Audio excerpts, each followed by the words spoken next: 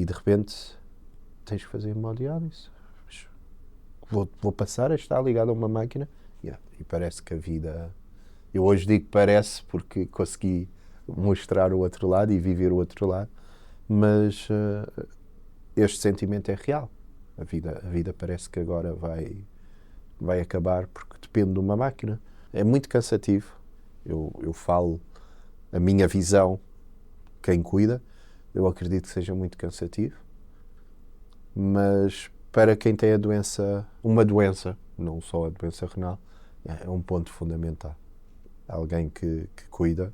Ok, não posso pensar que a diálise me vai tirar vida. Não, a diálise vai me dar vida para eu cuidar deste bebê.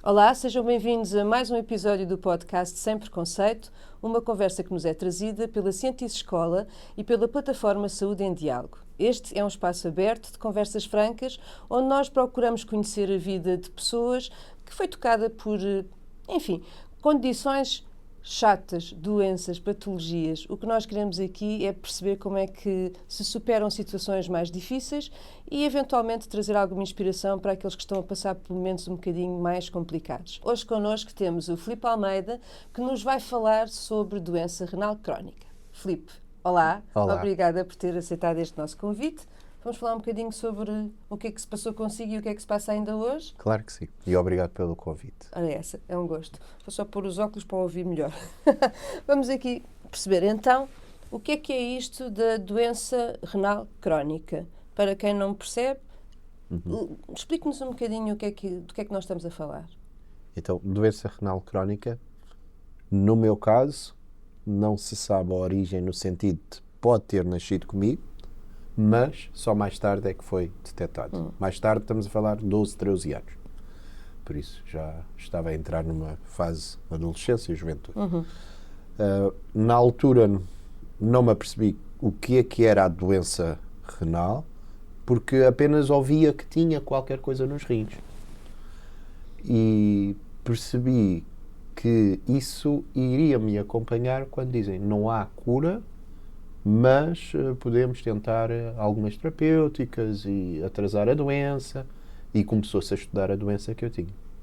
E aí eu ouvi, se calhar pela primeira vez, doença renal crónica, porque iria durar o resto da vida. O resto da vida. Deixa-me só interrompê-lo aí um bocadinho. Quando diz que foi detectado cedo, posso perceber em que circunstâncias é que aconteceu?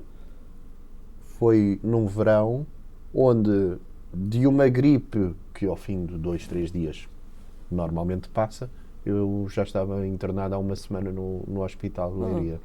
Por isso, de gripe só não seria, e foi aí que se começa a perceber que há algo mais. Okay. Análises mais ou menos estáveis, estava tudo bem, mas de facto começa-se a perceber então que há qualquer coisa nos rins. Ok. Que no meu caso a doença chama-se nefropatia por IgA, e como eu na altura tinha 12 anos, eu vou explicar como me explicaram a mim. Eu acho que foi o mais fácil, que é um passador da massa, escorre a água, fica a massa. Neste caso, os rins, ou esta doença faz com que nesse passador passasse a massa e a água. E eu com 12 anos olhei para aquilo e pensei, ok, mas pronto, ficou por ali, porque com 12 anos, não é? Eu quero começar estou a viver, e entendi então que algo realmente se passava nos rins. Nunca ouvi falar de hemodiálise, que é um tratamento que vai substituir a função renal, porque a minha doença normalmente acontece a homens a partir de 30, 35 anos. Uhum. Por isso, aos 12 anos, o que é que terá acontecido? Eles consideram doença autoimune e foi aí que eu também apercebi-me que pode ter nascido comigo, mas só foi detectada Ok. muitos anos mais tarde. Ok, nessa altura, quando lhe disseram que era uma doença crónica, quer dizer, um miúdo de 12 anos, que impacto é que isso teve em si? Foi alguma coisa que se solidificou ou era um conceito abstrato? Era muito abstrato, porque eu lembro de ter vivido, lá está, a juventude, a adolescência normal. Tomava alguma medicação. Depois dos 18, porque neste caso já é Hospital Amadora Sintra, por isso já tinha saído de pediatria, é que tentamos terapêutica para atrasar a doença. Ok. Ou para não chegar ao estágio que eles queriam. Ok. E é aí que, se calhar, o impacto pode ser um bocadinho mais significativo, no sentido de agora tomo medicação para a atenção. Agora tomo umas cápsulas de salmão por causa do ômega 3, não sei. Mas sempre assim muito... Ok, o que é que... Eu não tinha sintomas. Ok. Nada mesmo.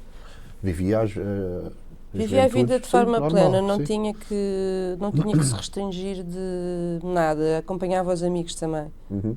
Apesar de que hoje, olhando para trás e conhecendo, por exemplo, 1 ou 2 casos com a mesma doença e vejo como são muito acompanhados a nível, por exemplo, de alimentação, eles, por exemplo, estão longe de fazer hemodiálise.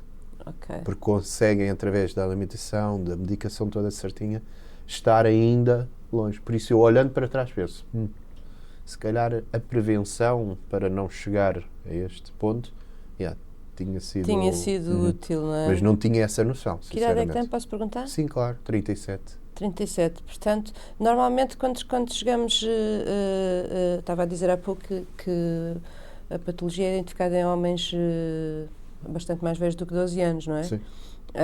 Eu na altura lembro-me de ler isso, que era 30, 35 anos.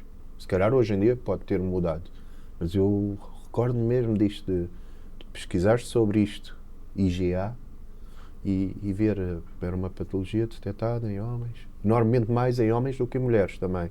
Lembro-me de ler sobre isto. E à medida que foi crescendo, não falava com os pais para saber se havia mais alguém com isto? Como é que era o ambiente em casa, à volta da doença? Falou-se na altura de perceber se realmente havia alguém com problemas renais. Porque há muitas doenças renais que realmente são trazidas de geração em geração. No meu caso não havia ninguém e a minha doença também não era. E mesmo, por exemplo, agora que eu tenho 3 filhos, foi algo que eu quis saber. Espera, esta doença passa para os meus filhos? Eu acho que se calhar de pessoa para pessoa pode variar e a opinião pode ser diferente. Mas no meu caso, se me dissessem, sim, isto passa de geração em geração, se calhar não teria filhos. Acho que sim. O que eu vi em diálise, eu acho. Porque eu conheci muitas pessoas que realmente sofriam muito. Sim, sofriam no sentido de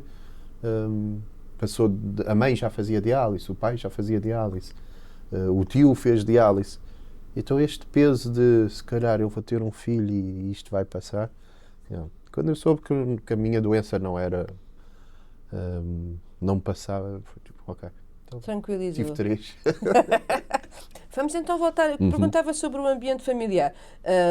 Posso perguntar se tem irmãos? Sim. Sim. 2 mais velhos. Portanto, houve essa preocupação dos manos também poderem ter... Como é que os pais reagiam consigo? Como é que eram os manos? A vida familiar foi uma coisa perfeitamente normal, que se instalou? Foi normal. Não foram super protetores? Não. Eu acho, é por isso que eu digo que, se calhar, a prevenção que hoje em dia pode haver, e acredito mesmo que haja, se calhar na altura não houve tanto. Então não se conhecia assim também, sim, não é? sim. E mesmo, por exemplo, quando eu ouço a primeira vez de falar em diálise, já pronto, vais entrar em diálise amanhã. Diálise, o que é que... Nem nunca tinha ouvido falar. Por isso os meus irmãos também não, os meus pais também não. Vivíamos normalmente, não havia obviamente a preocupação quando, por exemplo, tive que fazer uma biópsia. Espera, uma biópsia já... Porquê é que se vai fazer uma biópsia ao rim? E aí, sim, eu lembro-me que, espera, deixa-me lá ouvir mais um bocadinho sobre a doença e o que é que está a acontecer. Mas, mesmo assim, nunca nenhum de nós ouviu falar sobre, ok, quando os rins um dia irão falhar, há uma máquina que substitui, que é a hemodiálise. Não, nunca tínhamos ouvido. Então vamos falar sobre isso. Uhum. Vamos tentar perceber porque, entretanto, quer dizer, cresceu a juventude, felizmente sem grandes fantasmas da doença, a sua vida com os amigos, quer dizer, imagino que tivesse uma vida ativa, ouvi falar ou li alguns surf, etc. Sim. Portanto, estamos a falar de alguém perfeitamente ativo, que se não se fecha, não é? Quando chega a esta questão de começar a fazer hemodiálise, estou a dizer bem? Hemodiálise, isto é em que fase da sua vida? Eu tinha 28 anos. 28 anos. Então, 28 anos já tinha uma relação estabilizada? Sim, tinha casado em 2015 e eu lembro que nessa altura a doença continuava a ser um bocadinho, ok, tens uma doença, mas... Porque eu lembro-me de pensar que o dia que os rins falharem, morres. Olha, tá, morri. Eu tinha isso eu achava perfeitamente. que era isso, mas pronto. Mas ao mesmo tempo tinha a ideia de que os rins ainda faltavam muito para falhar. O que era muito? Se calhar aos 40 ou 50 anos, porque, mais uma vez digo, não tinha ouvido falar sobre os rins falham e tens hemodiálise. E porque eu nessa altura, por exemplo, eu lembro-me que, como eu tinha médico no trabalho, eu pedia-lhe as análises, se calhar 2 ou 3 em 3 meses, olhava para as análises, via o valor que me interessava, ok, continua tudo bem. E houve um dia que realmente eu vejo esse valor muito alto e aí lembro-me, espera, o nefrologista, o médico que trata dos rins, vamos lá marcar uma consulta e mostrar estas análises. E aí sim, por isso isto em 2016 para 17, Casadinho ali fresco. no início, e ouço então, Filipe tem alguns sintomas, nomeadamente cansaço, perda de apetite, fadiga. Não, nada. É porque este valor, neste caso era a creatinina, está muito alto. Os seus rins não estão a funcionar. Eu pensei, eu não sinto nada do que está a dizer, continuo a viver normalmente e pronto. Realmente eu já sabia que o dia que este valor subisse eu teria que voltar a procurar um nefrologista. E pronto, e realmente foi aí que eu ouvi falar da primeira vez sobre o valor estar tão alto e estes sintomas é sinal que os rins falham e você irá precisar de hemodiálise. Ok. Então, já vamos... Se calhar avançamos por aí para depois voltarmos para trás. Quando nós estamos a falar de hemodiálise, estamos a falar do quê para quem nos segue? Uhum. Então, isto da maneira como eu vejo, se calhar alguns médicos podem ver isto e pensar, o que é que ele está a dizer? Mas na maneira que eu tive na altura a visão sobre, realmente os nossos rins trabalham 24 horas, neste caso os meus deixaram de funcionar, por isso existe uma máquina que vai substituir a minha função renal. Na altura eu tive a sensação que o meu sangue entrava dentro da máquina, era limpo e passava lá por dentro e depois voltava a mim, por isso a função renal que a máquina estava a fazer. É então, como se tivesse os rins fora de si. Exatamente. Ok. Contando que os rins trabalham 24 horas, a diálise é só 3 vezes por semana. Por isso, e no meu caso, por acaso, eu fazia 6 horas de diálise, mas o mínimo dos mínimos, 4 horas cada sessão. Por isso, 12 horas semanais, que são suficientes para manter os níveis estabilizados. Contudo, é sempre importante ter atenção à alimentação, porque aí pronto, não pode haver os abusos que se calhar qualquer um de nós pode cometer. E, e aí então a hemodiálise consegue filtrar e fazer o trabalho dos rins. E existe, e eu na minha cabeça aquilo era o sangue que passa lá dentro e vai e volta. E um dia eu tive a possibilidade de visitar uma fábrica das máquinas. E ok, percebi, a máquina daqui para ali é só eletrónica. Por isso o sangue não passa por aqui. O sangue só passa em determinados sítios que são visíveis.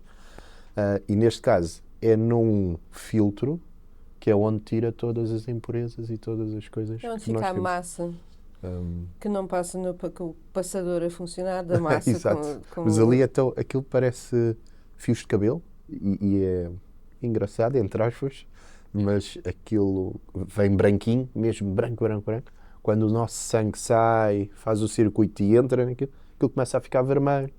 E pronto, e não é visível, mas tudo o que seja... Eu até costumava dizer, eu ia dizer uma coisa, mas depois pensei noutra. Eu até costumava dizer, tudo o que é bom e mau fica ali. Porque a diálise cansa. O sentimento de cansaço existe.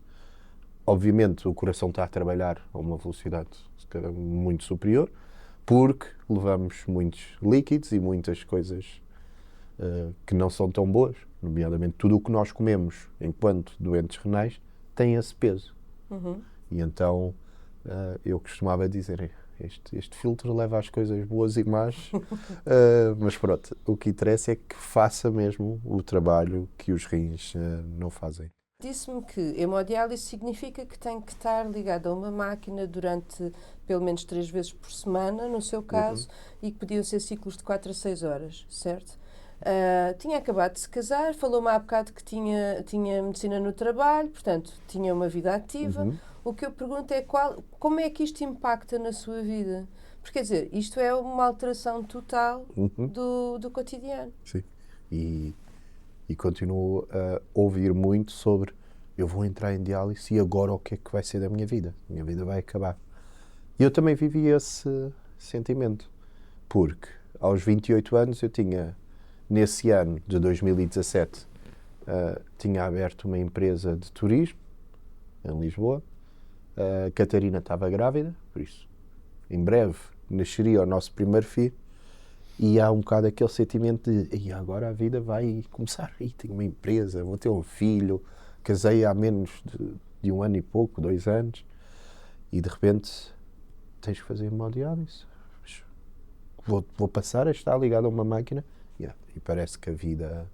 Eu hoje digo parece porque consegui mostrar o outro lado e viver o outro lado, mas este sentimento é real.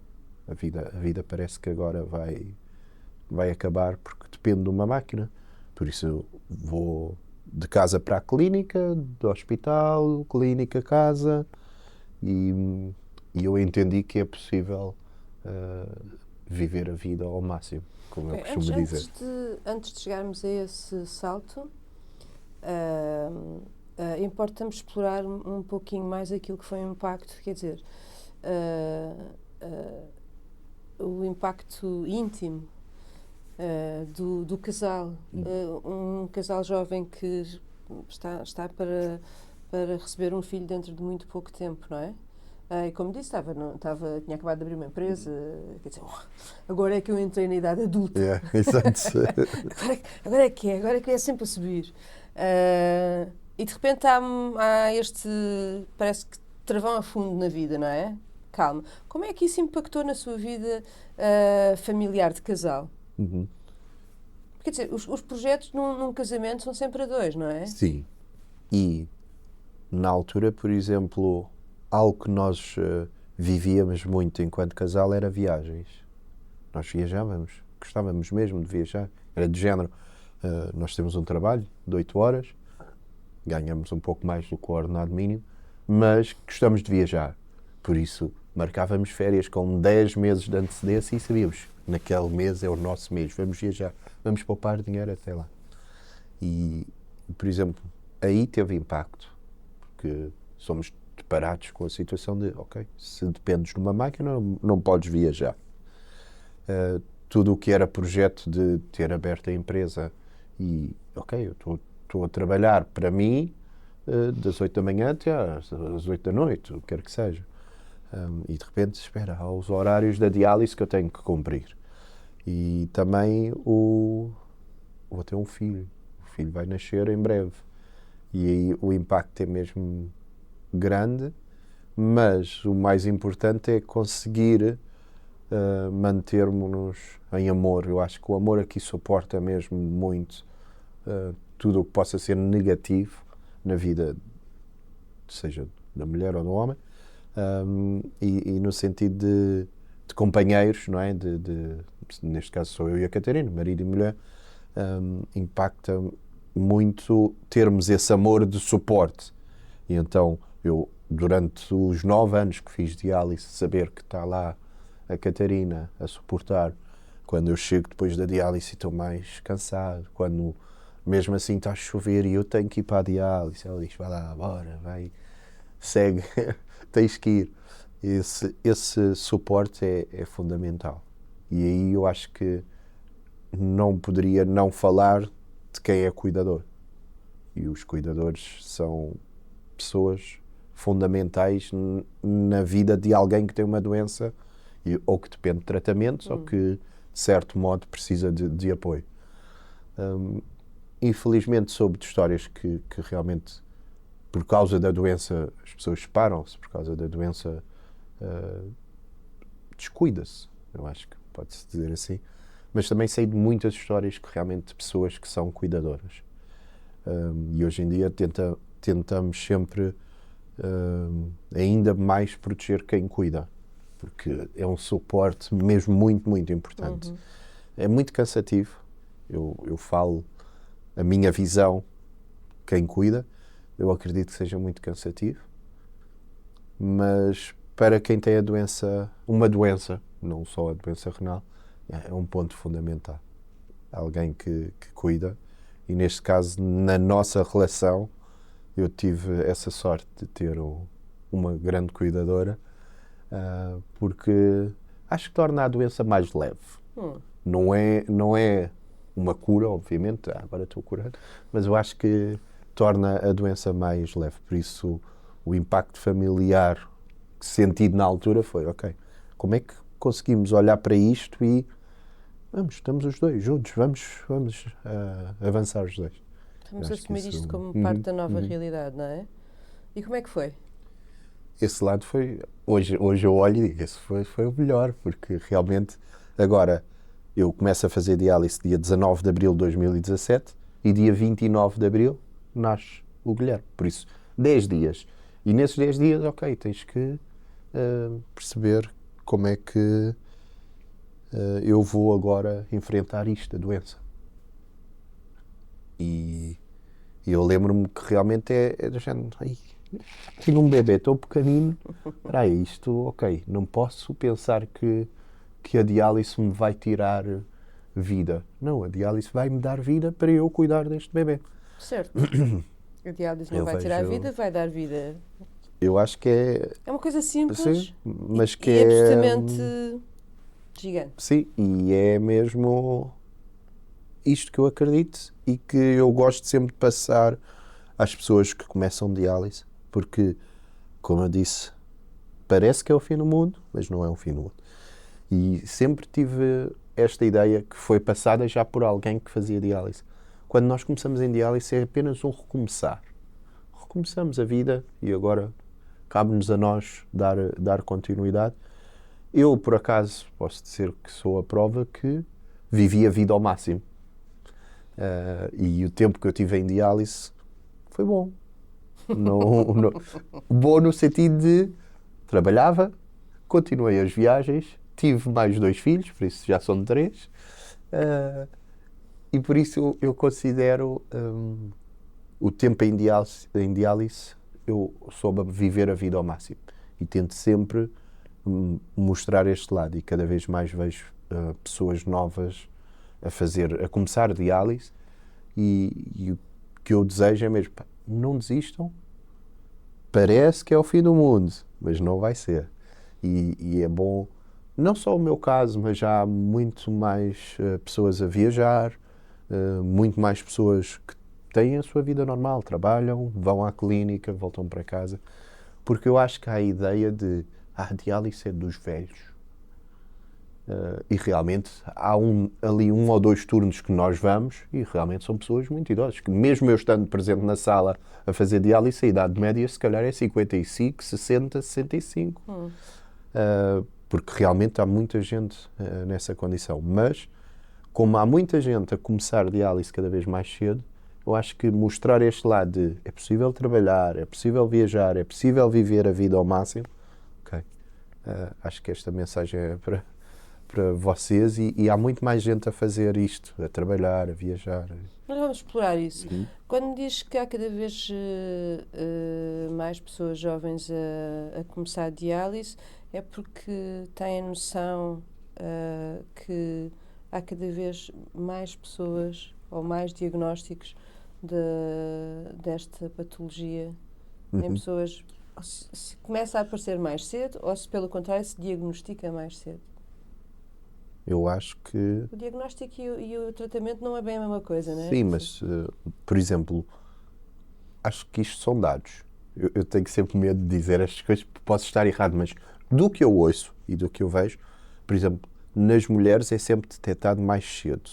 Porque quando, por exemplo, estão grávidas ou têm alguma situação que precisam de check-ups, e, por exemplo, na gravidez, detecta-se, porque fazem exames, e isto e aquilo, então nas mulheres sabe-se que a doença renal é mais cedo, detectável. Agora, a nível, por exemplo, de pessoas a entrar em diálise, volto a dizer, não sei se estatisticamente é alto. Da minha observação, por exemplo, algo que está a acontecer tem a ver com... eu acho que é suplementos, neste caso por causa dos ginásios e isso. E infelizmente eu conheço 3 ou 4 casos de pessoas que eram saudáveis e que isso levou a fazer diálise. Não significa que tenham acabado a vida, não tem a ver com isso, mas que de facto agora dependem de uma máquina. E aí, pronto, traz outros problemas. Ok, tem a ver com questões da vida moderna, digamos assim, não é? Bom, eu também não quero explorar muito isso, eu quero continuar a focar-me naquilo que é o Filipe, a sua vida, como é que esta nova aquisição impacta na vida que estava a construir, e vamos falar sobre aquilo que eu sei que aprecia muito e que também serviu acho que de exemplo, não é? Uma iniciativa para mostrar às pessoas precisamente essa força, essa vontade, essa forma ilimitada de olhar para a vida, que tem a ver com as viagens. Portanto, realmente, alguém que depende de uma máquina, nós estamos a falar de um processo em que uma pessoa tem que se sentar numa cadeira ou recostar numa cama e tem máquinas gigantescas à sua volta a fazer os rins externos, não é, nós não estamos a pensar em portabilidade, não é? Portanto, é qualquer coisa que impacta realmente, parece umas âncoras que nos prendem à terra. Portanto, como é que nós agarramos nestas âncoras ou as tornamos imateriais e recalculamos umas viagens loucas à volta do planeta? É porque é disto que nós estamos a falar, não é, Filipe? Conte lá. Conte lá, porque eu estou muito curiosa. Então, quando eu começo a fazer diálise, nos primeiros 6 meses, eu questionei tudo. O que é a máquina, o que é que eu sinto, o que é que eu não sinto, o que é que a vida, como é que é a vida agora. E quando eu me deparo com, é possível trabalhar, ok, boa, então vamos trabalhar. É possível viajar. Porquê? Porque na altura, o meu trabalho, como era ligado ao turismo, muitas vezes eu precisava de viajar dentro de Portugal. E então precisava, lá está, ter uma máquina onde fazer diálise. E quando me apercebo que eu posso ir para o Porto trabalhar, sim, e tem lá clínicas que o recebem e faz lá os tratamentos. Ok. Espera, e posso ir para a Espanha? Pode ir para a Espanha. De repente... Só um parênteses. Diz que fez sempre os ciclos 3 vezes por semana. Nunca falhei nenhuma diálise. Nunca. Espero bem. Mensagem a passar. Nunca falhar nenhum tratamento. Mas o que eu lhe perguntava era, eu imagino, porque há pouco dizia, só queria fazer este parênteses antes de passarmos para a parte boa. Que olhava para o filtro, ficava ali tudo o que é mau, mas também tudo o que é bom, do sangue e tal. Porque te cansa. O que é que significa cansar depois de um ciclo de hemodiálise? Portanto, o que eu imagino é, se faz dia sim, dia não, mais ou menos, não é? Sim. Dia sim, dia não, e se depois fica muito cansado no dia a seguir, quer dizer, como é que... No início, realmente esse cansaço parece que nos limita, mas depois nós aprendemos formas de evitar esse cansaço. Ok.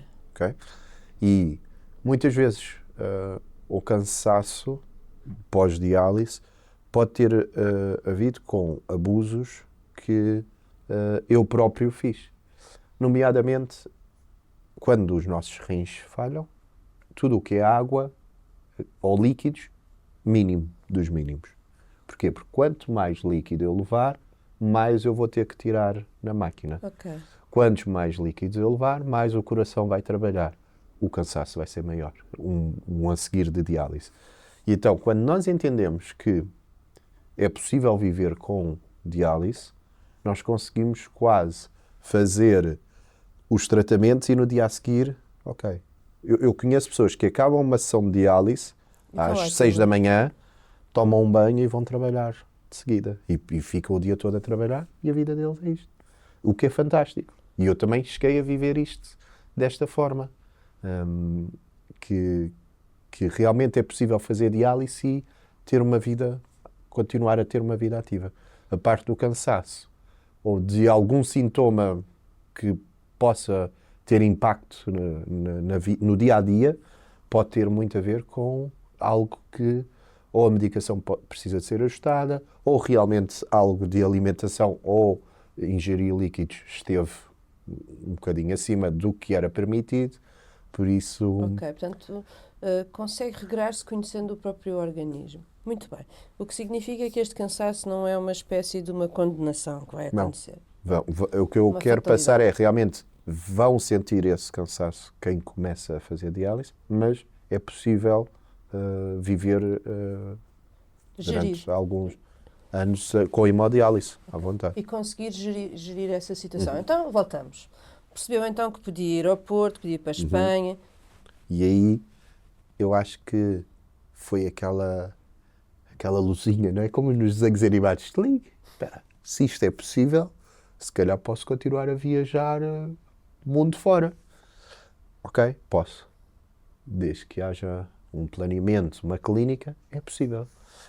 E em 2019 é quando nos dá aquela maluqueira de se é possível viajar, ok, vou dar a volta ao mundo e mostrar que é possível fazer diálise em qualquer lado do mundo. Portanto, 2019... 2 anos depois de ter começado a fazer diálise. Sim, portanto, e depois no ano a seguir, Covid. Exato. Sim, então... Mas eu estava pelo mundo a fazer diálise e nós quisemos mesmo mostrar esse lado. Que era possível viajar, fazer hemodiálise, era possível viajar e tendo uma criança, tínhamos um filho de 2 anos, e nessa altura também a Catarina trabalhava há 10 anos numa empresa e decidiu, vou seguir um sonho. E despediu-se e fomos viajar. Daí nasce um projeto que se chama All Aboard Family e arrancámos em março, dia 28 de março de 2019. O que eu fiz na altura foi 1 mês fora, vinha a Portugal, fazia análises, via se estava tudo bem e seguia outro mês. Entretanto, em setembro descobrimos uma gravidez. Lembro-me que ainda viajámos para Taiwan, descobrimos a gravidez na Indonésia, viajámos para Taiwan e depois fomos à Tailândia confirmar a gravidez num hospital privado, numa consulta. Ok, então está aqui um bebê. Entretanto, os planos era seguir para a Índia, mas a médica na Tailândia disse, atenção, que o Zika está muito presente em determinados países. Na altura também, por causa da diálise, não estávamos 100% seguros de que a diálise estava garantida, porque nessa altura havia muita poluição na Índia e então havia aviões que nem sequer conseguiam parar nos principais aeroportos, eram encaminhados para outros. E como eu disse, eu nunca falhei nenhuma diálise, por isso não iria ser nisto que eu iria falhar. Sempre que eu viajava, eu tinha de ter a certeza que alguém do hospital está à minha espera para fazer o tratamento. E ali, mediante estes cenários, nós pensámos, ok, vamos regressar a Portugal. E isso foi em novembro de 2019. Em dezembro, janeiro, Covid. Muito bem, então, mas muito bem, muito mal, tudo o que veio a seguir, enfim.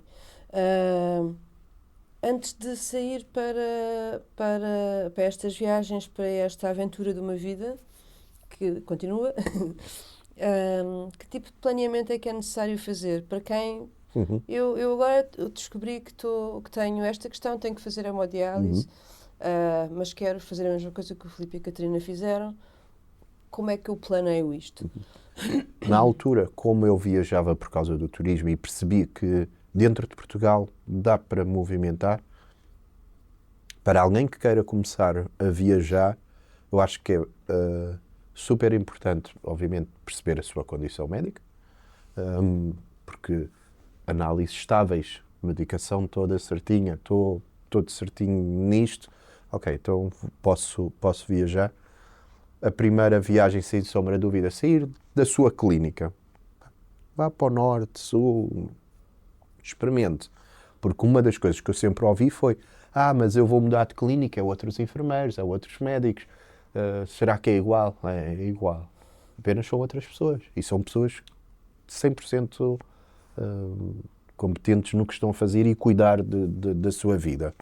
Por isso, quem queira pensar em viajar, uma clínica fora, 1 ou 2 tratamentos para perceber, ok, isto é seguro, funciona. Depois, obviamente, dentro da Europa, eu ainda considero que a Europa tem excelentes hospitais e clínicas onde podemos fazer diálise. Mas faz essa preparação em antecedência, como quem marca um hotel, marca um tratamento? Sim, com algum tempo a mais, não é? Porque é preciso enviar relatórios, ter tudo certinho, a clínica do outro lado tem que responder a dizer, ok, no dia X estamos disponíveis, neste horário estamos à espera de... Portanto, aqui o que estamos a falar é de um tempo de preparação que se calhar é um pouquinho maior do que o tempo de preparação normal e evidente, não é?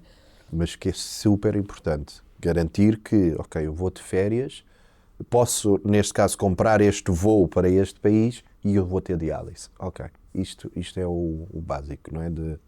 De segurança também, que é possível fazer diálise fora. Pronto, então. É aproveitar a vida. É aproveitar. Então só para passarmos para um capítulo diferente, quantos países foram? Eu fiz diálise em mais de 40 países.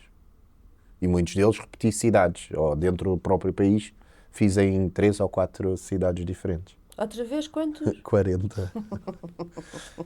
Só vou dizer mais uma coisa. Dentro da Europa é gratuito. Okay? Que através do cartão europeu de saúde é possível fazer diálise dentro da Europa gratuitamente. Fora tem custos. E podem ir... O mínimo que eu paguei fora talvez tenha sido 50, 55 euros de sessão. O máximo foi que eu paguei. Ainda há mais caro, mas eu não quis ir. O máximo que eu paguei foi $600. Uma sessão. Por isso, uma semana de férias num sítio destes é muito caro. E eu conheço sítios que ainda é mais caro. Eu nunca fui lá porque acho que... Porque é ainda mais sim. caro. Mas, por exemplo, Aruba, Punta Cana, custa $740. Uma sessão de diálise. Mas pronto. Europa, gratuito. A média é 250. 250, uma sessão. Não há seguro que comparticipe. Isto são as perguntas que me fazem que eu estou a pensar que é importante dizer.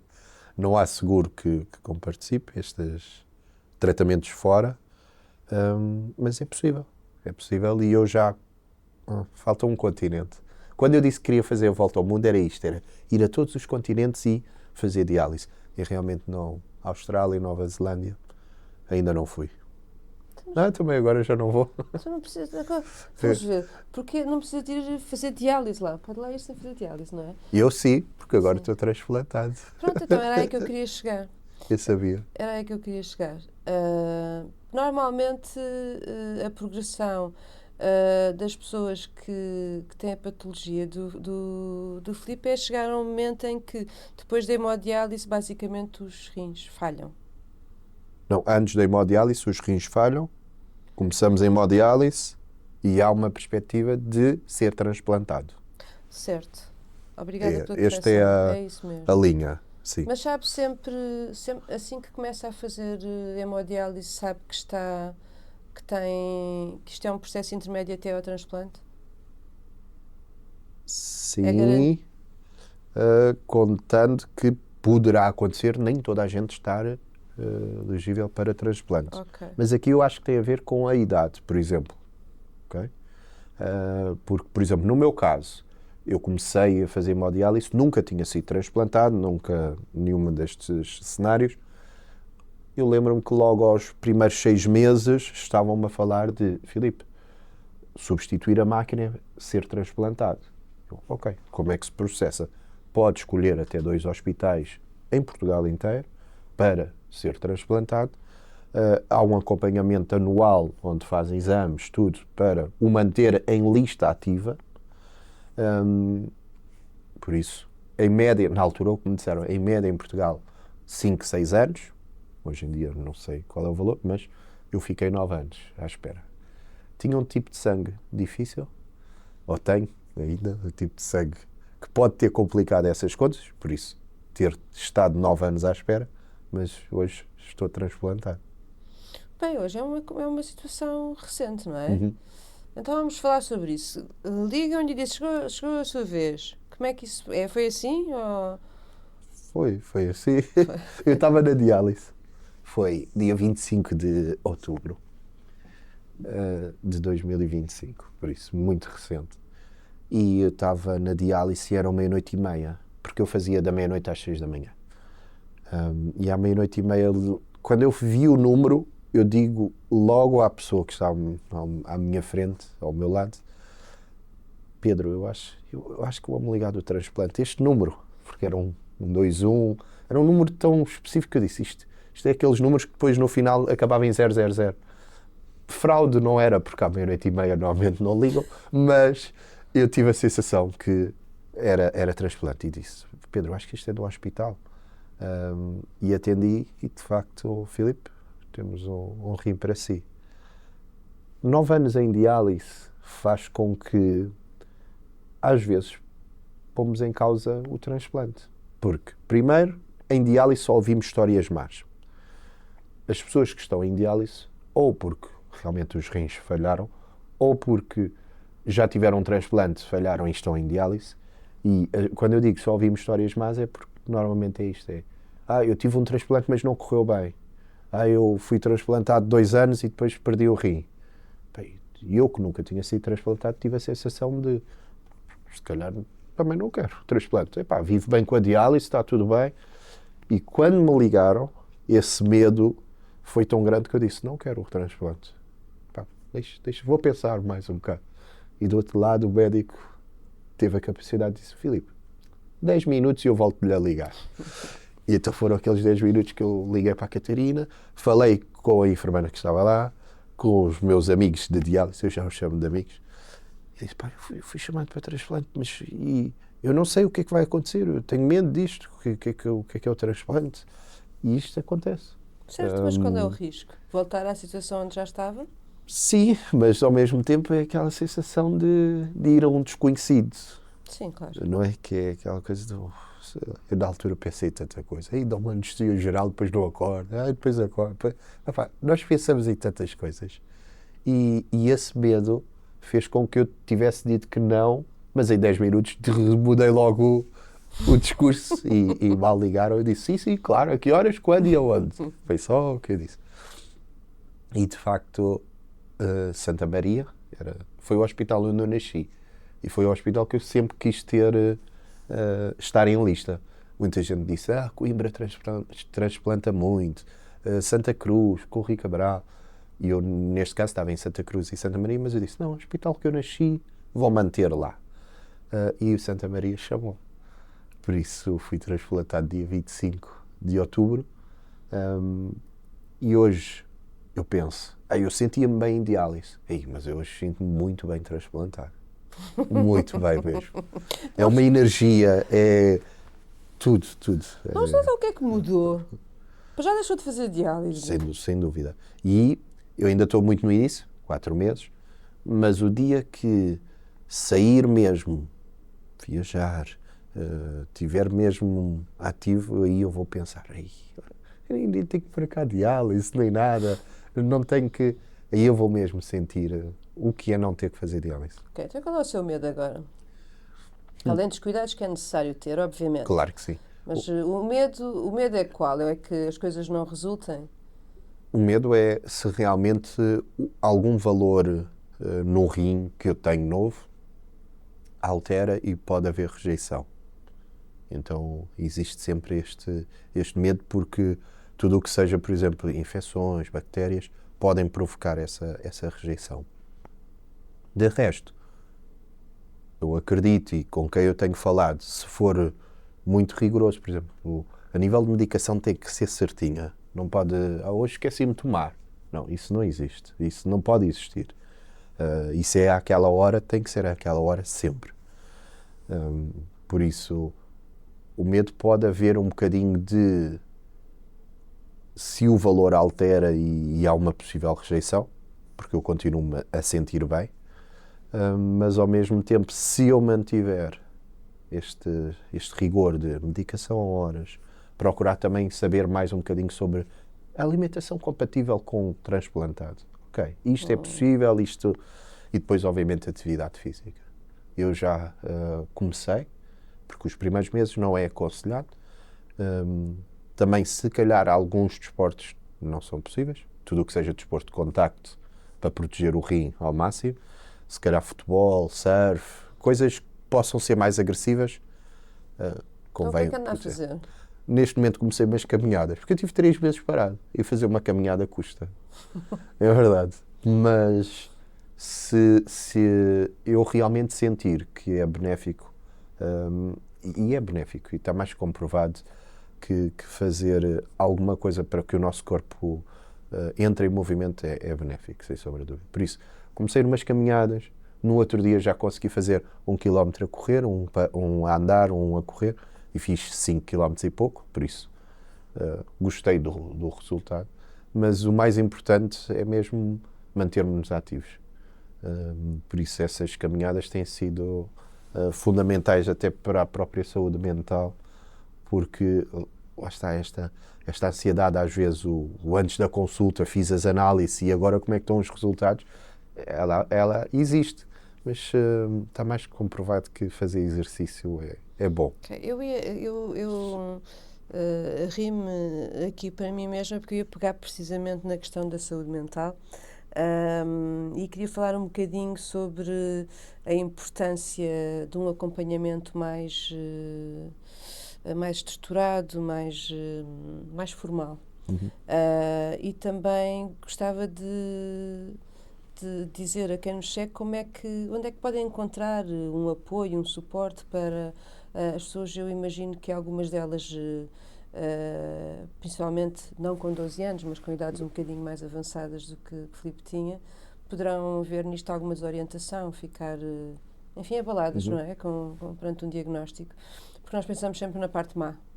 A superação vem sempre depois, por isso é que se chama superação. Portanto, queria perguntar esta questão de alguma vez teve que ser acompanhada em terapia, se é algo que se aconselha às pessoas que estão a passar por estes processos para facilitar também, para se reencontrarem. Hoje em dia eu digo que terapia é vida.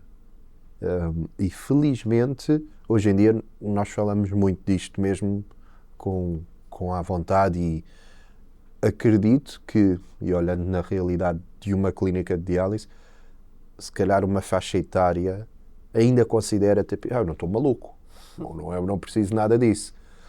E hoje em dia, ao falarmos tanto sobre saúde mental, eu acho que é não, a terapia é vida.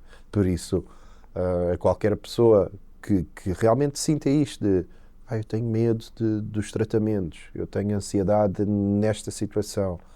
Procurar ajuda é um passo muito, muito importante.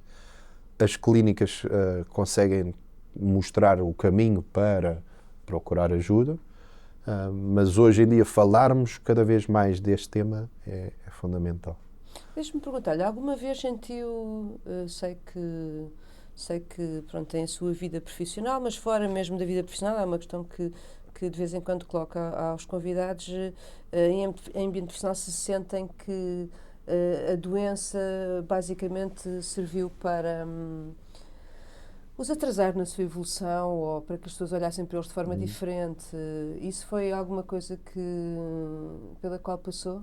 Eu não porque em 2017 era patrão, comigo mesmo, e depois em 2019 largámos tudo e fomos viajar, e neste caso continuei a ser o patrão de mim mesmo, porque felizmente a vida levou-me a trabalhar num sentido que sou eu, pronto. Mas o impacto que tem, por exemplo, um doente que faça hemodiálise numa empresa, eu acredito que se calhar cabe ao chefe, à organização, né, de poder ter essa sensibilidade e até permitir a pessoa fazer diálise, ter a noção de que, se calhar este colaborador no dia a seguir ou umas horas depois pode estar realmente, e não querer forçar a coisa do tens que ser o melhor trabalhador que eu tenho aqui. Por isso eu não conheço por acaso nenhum caso que o emprego tenha tido impacto, não é? Porque eu faço diálise e fui despedido. Eu não conheço, não significa que não existe, atenção. E todos os meus amigos que estão em diálise trabalham em empresas, e como eu disse há bocado, há um deles até que sai da diálise, toma um banho e vai trabalhar. E conheço um rapaz que, por exemplo, faz diálise há 40 anos e conta que faltou talvez no máximo 3 vezes ao trabalho por causa da doença. Não significa que esteja sempre a 100% ao nível, claro. obviamente. Sim. Mas lá está, é importante também que a entidade patronal, não é, que tenha essa noção, ok, este trabalhador precisa disto, vamos também apoiar. Depois conheço pessoas que conseguem adaptar a sua vida de trabalhador com a diálise. Na diálise nós temos horários de manhã, tarde e noite, por isso há turnos, o último ou penúltimo das 6 às 10 da noite e em algumas clínicas, que era o meu caso, era da meia-noite às 6 da manhã. Por isso aí era o dia todo livre de trabalhar. Sei que há pessoas, por exemplo, que trabalham de manhã e vão trabalhar depois a partir da 1 até ao final do horário. Ok. Adaptam a sim, sua vida, adaptam. não é? Sim. Muito bem. Vamos só perguntar-lhe de que maneira é que, sei que, por exemplo, as pessoas que neste momento estejam a deparar-se com uma situação destas, onde é que elas podem procurar mais informação para além das clínicas? Existe a APIR também, que é uma boa opção. Como é que isso contribuiu para a sua vida, por exemplo? Existe a APIR, que é a Associação Portuguesa de Insuficientes Renais, que através de webinars, o seu website, as redes sociais hoje em dia, eles dão um apoio muito, muito importante.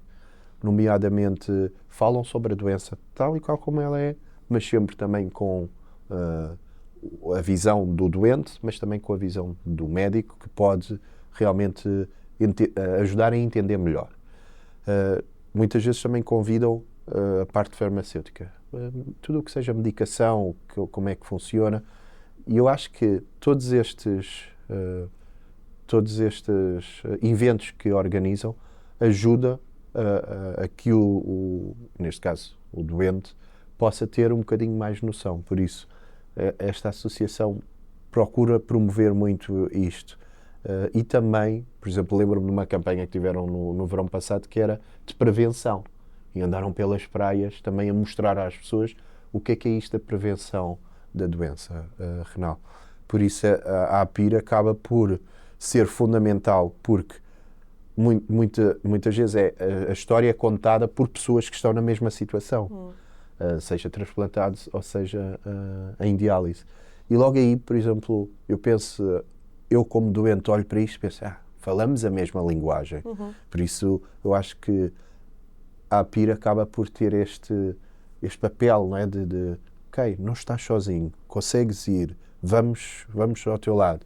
Que dúvidas tem? E aí, também a parte do cuidador, poder fazer estas perguntas. O meu marido faz hemodiálise, nós gostávamos de ir visitar a nossa família ao Algarve, como é que podemos fazer? E aí a APIR até tem a lista das clínicas todas. Não são eles que fazem o contacto com a clínica, porque aí ou é o paciente ou a própria clínica onde faz diálise, mas sei lá, poder haver a possibilidade de existe N clínicas em Portugal e está aqui a lista, é super Já importante. é uma ajuda. E mesmo os cuidadores dizer, olha, sei lá, mulher para o marido, olha, eles vão falar sobre este tema. E, por exemplo, estamos a aproximar do Dia Mundial do Rim, que toda a gente fala sobre a doença renal, sobre transplante, por isso muitas vezes através da APIR conseguimos saber os eventos que vão haver estes webinars que são super importantes para ter mais conhecimento. Tal como eu, quando estava em diálise, eu perguntava à enfermeira o que é isto da diálise? O que é que isto provoca? Perguntava à farmacêutica, esta medicação vai-me dar efeitos? Não vai dar efeitos?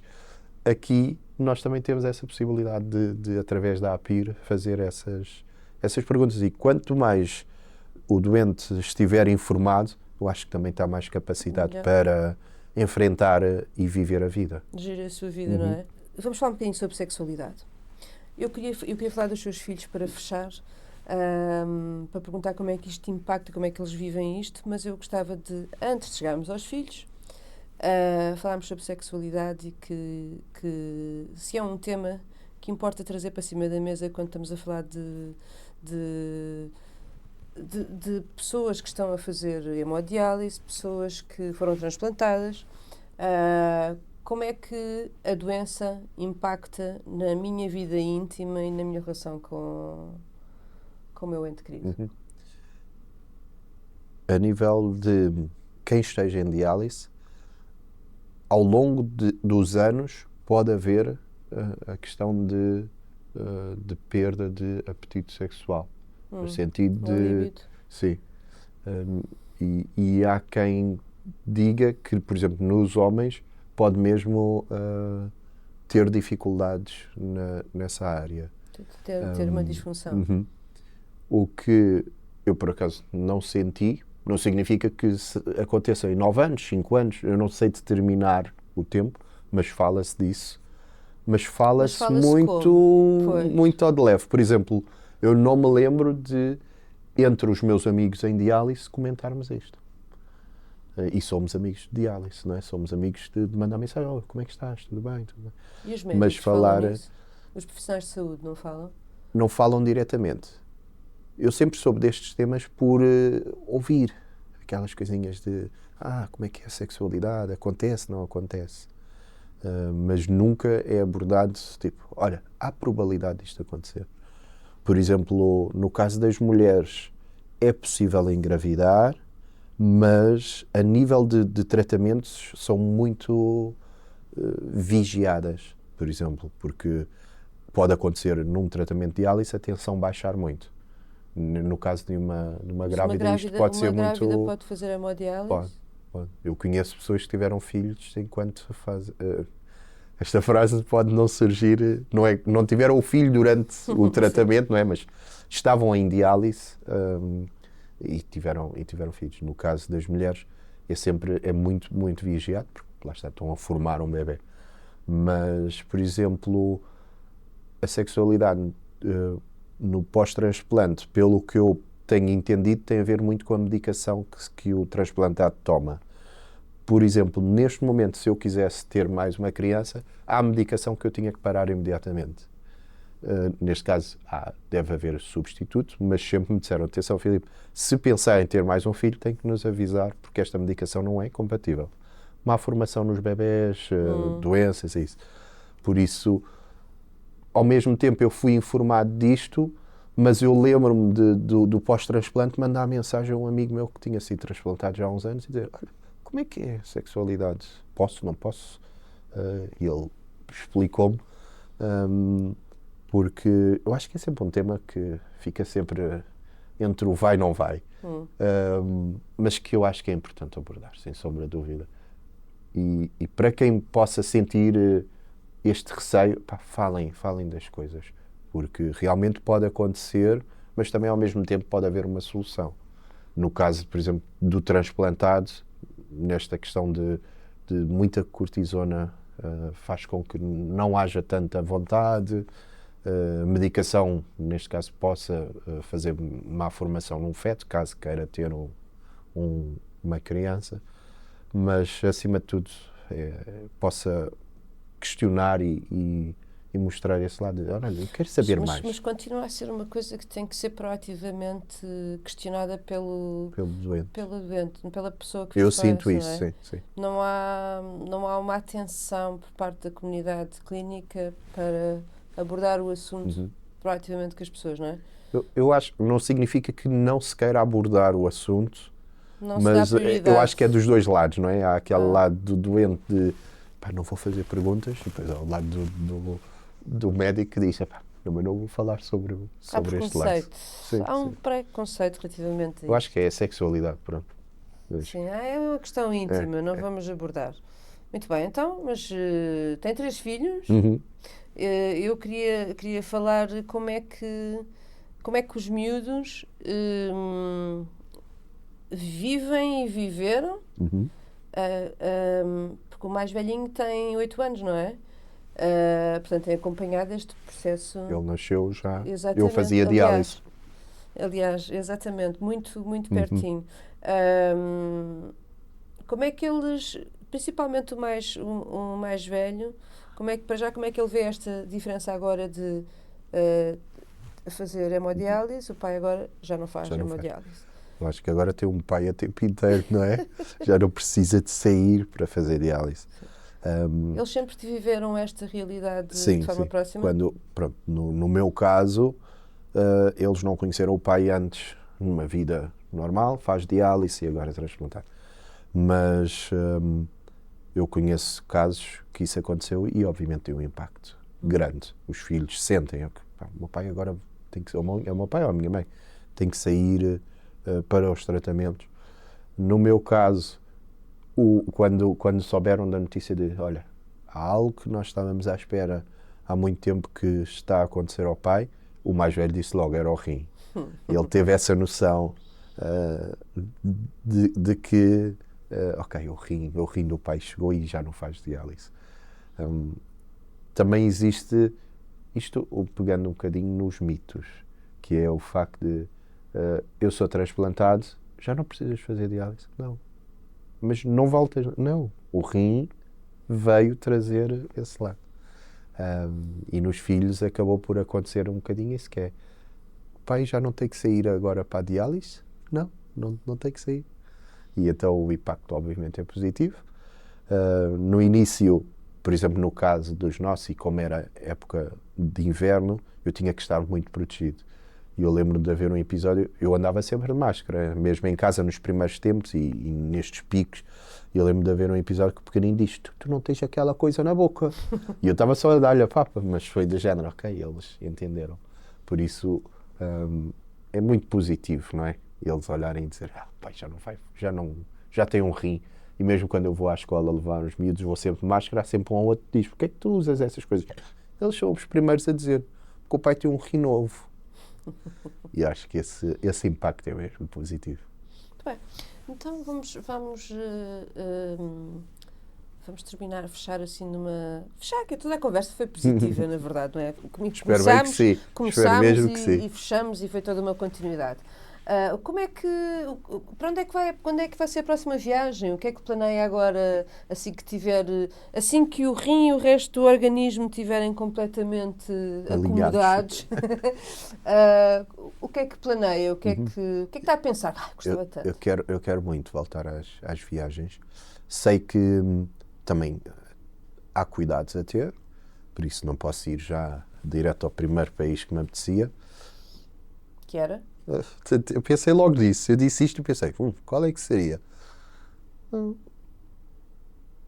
Não sei bem qual é que seria assim, o país específico, vamos manter o mistério. mas continuamos a viajar o mundo. Eu acho que isso era o que eu mais quero. É poder voltar a viajar o mundo e agora transplantado essa liberdade vai ser ver uma promoção de um voo, dizer, olha, este voo é voo, vamos. E não pensar em todo o processo de marcar a clínica, contactar a clínica. É uma liberdade brutal mesmo, é fantástico. Ok. Eu espero que essa liberdade se expresse pelo mundo inteiro, em todos os destinos que desejam, e não se esqueça de depois, quando terminar toda aquela terapêutica mais difícil, de pensar na menina. É uma sugestão que eu vos deixo. Ter 4 filhos. Sim, para que a menina vos possa acompanhar nas viagens. Está bem? E nós terminamos assim, convidamos para a próxima viagem que nós devemos de fazer com mais um convidado, com mais conversas, esperamos nós, inspiradoras e francas e abertas e sem preconceitos. Contamos convosco para o próximo episódio. Até lá!